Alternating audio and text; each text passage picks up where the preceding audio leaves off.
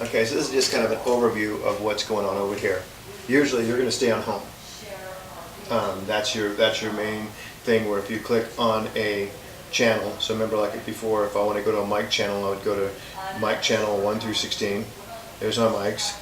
And if I clicked on a channel, whatever is on here is showing you what's on that mic. So you have, your gate, EQ, dynamic. If I go over to sends, it shows me if there's reverb or delay, 13 and 14 reverb delay. This is monitors. And that's all you really need on these things is your home. You can adjust a little more dynamic here, or your sends. So that's the home button. And also if you're over on your aux, it's going to show you your aux step too. If I come over here and click on auxiliary 5, 6, this is basically auxiliary 5 and 6. You can actually add EQ and also bring it through your monitor sends and all that kind of stuff as well. So this is actually a bad idea to have them in your monitor sends, so we'll turn those down. Anyhow, so that's that.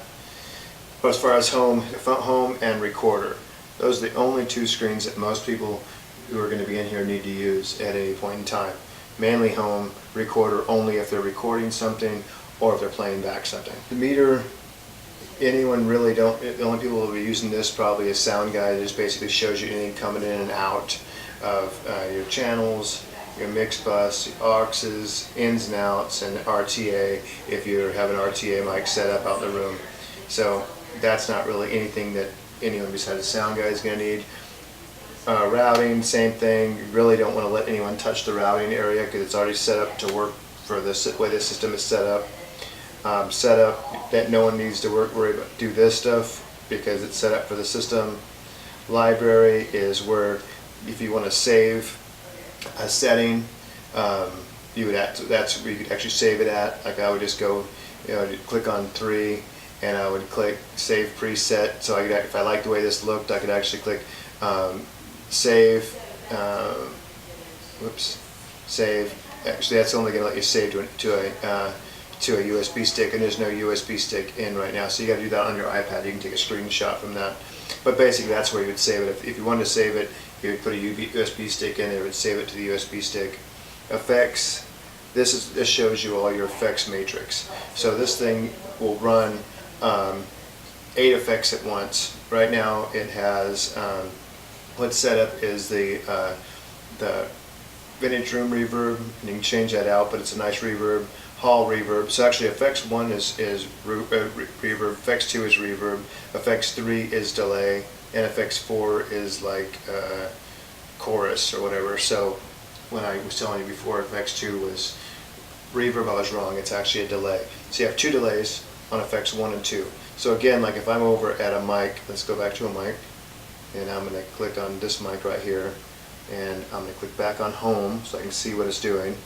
And if I clicked on send, now that's a room delay, and you have a hall delay. I mean room reverb, hall reverb, delay, and chorus.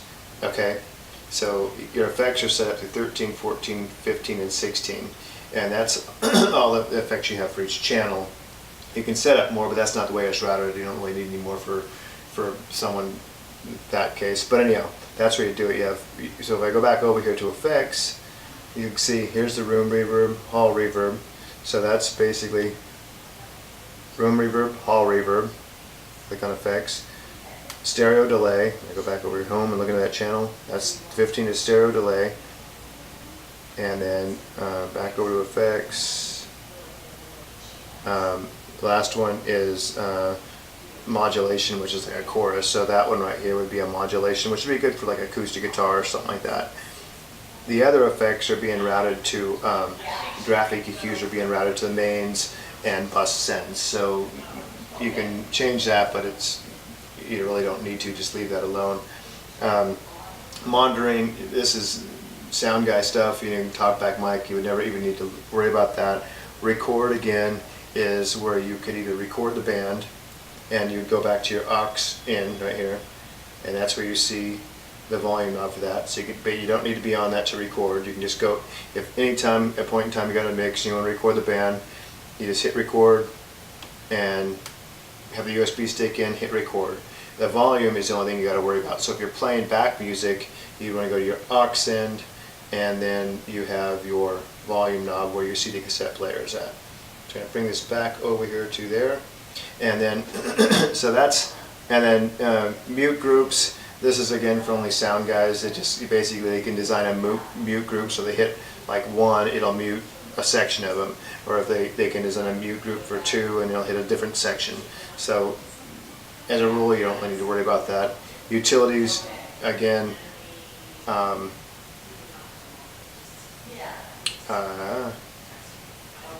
you don't need to worry about that neither.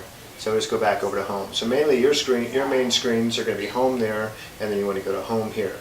So if you're looking at mics, home is main screen, and effects. Not effects, I'm sorry, home and recorder. Those are the only 2 screens that most people who are going to be in here need to use at any point in time. Mainly home, recorder only if they're recording something or if they're playing back something. So that's pretty much it for that overview.